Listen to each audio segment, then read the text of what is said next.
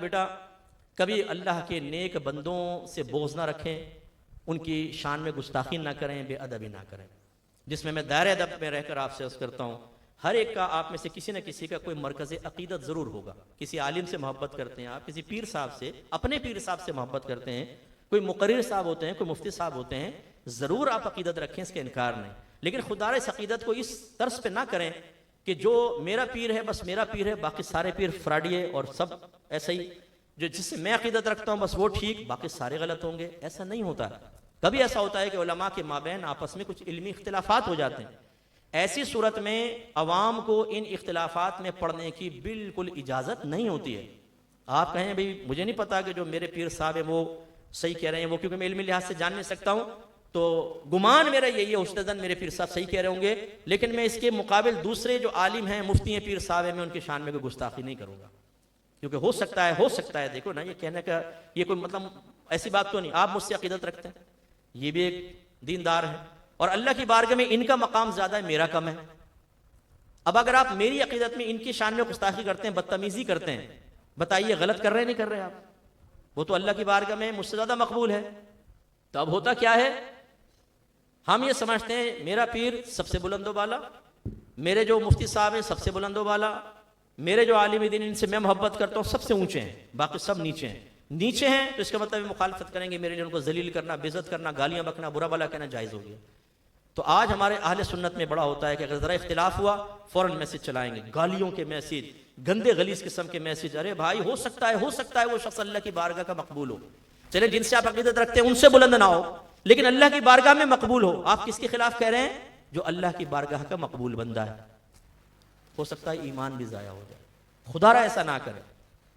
और मैं तो मतलब उलमा की बारगाह में भी एक तालिब इल्म की हैसियत से इंतहाई दर्दमंदाना अपील करता हूँ कि अपने फड्डे, अपने झगड़े, चाहे वो इल्मी लिहाज के हों चाहे कैसे भी हों, उन्हें पब्लिकली डिस्कस नहीं करना चाहिए। ये मतलब अवाम को समझ में नहीं आता। हम बाज़ औक़ात किसी पे तंज कर रहे होते हैं, किसी के खिलाफ बोल रहे होते हैं, अवाम को पता नहीं चलता किसके बारे में हो रहा है, वो सुन रहे हैं। और मादल्ला सुम्मा मादल्ला मैंने देखा है बाज़ औक़ात एक मुक़र्रिर साहिब किसी सुन्नी आलिम के खिलाफ बोल रहे होते हैं, उस पर लोग क्या कहते हैं? सुभान अल्लाह। मैंने अपनी ज़ातियात की वजह से इनका मजाक उड़ाया, मसलन हैं बामल, मुत्तक़ी हैं, परहेज़गार हैं, साहिब इल्म हैं, साहिब तक़वा, लेकिन मुझसे खारबाजी हो गई और मैंने इनके ऊपर एक जुमला कसा अटैक किया, गलत बात इनकी तरफ मंसूब की और कहा बोलो सुभान अल्लाह। आपने कहा सुभान अल्लाह। अब आप एक गलत बात पे सुभान अल्लाह कह रहे हैं, आपके ईमान का आलम क्या होगा बताइए जरा। इसलिए ये ना करें खुदारा। अब अपने ग्रुप्स के अंदर इस तरह भी ना डालें भाई ये देखें कि झगड़ा आया है, आप इसके बारे में क्या कहते हैं, क्योंकि हमारे पास काम तो और कोई है ही नहीं ना। क्या करें यार, बोर हो रहे हैं।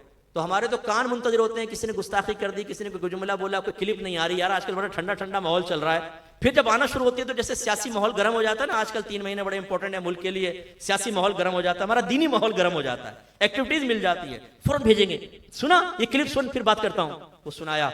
अब इस पे कमेंट्स पूरे उसमें डाल दिया, यूट्यूब पर, उस पर अपने व्हाट्सएप ग्रुप पर, इस पे कमेंट्स पास करें। अरे भाई आपने कारोबार करना हो कभी इन ग्रुप वालों से मशवरा नहीं करोगे?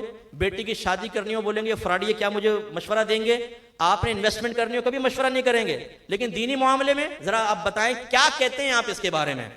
फिर जो वो डब्बा बांधते हैं किसी आलिम दीन का, किसी सुन्नी मुक्तदा शख्सियत का, वो फिर खुद भी गुनाहगार और होते हैं, आप भी गुनाहगार और होते हैं।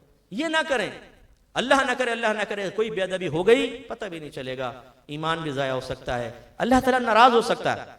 इसलिए हम जानते हैं बहुत सारे इख्तिलाफात की नौयत ऐसी नहीं होती कि उसमें लड़ा जाए। बहुत से जो हैं वो सहाबा मतलब हमारे अकाबरीन ने सहाबा के माबैन जो मामलात हुए वो सब लिख दिए हैं किताबों में कि उनके बारे में आले सुन्नत का अकीदा क्या है। इन इख्तिलाफात के बावजूद किसी की शान में गुस्ताखी नहीं होगी। मौला अली करमल्लाहु वजहुल करीम हमेशा हक पर कायम रहे, ये जरूर अल्लाह ने तौफीक दी।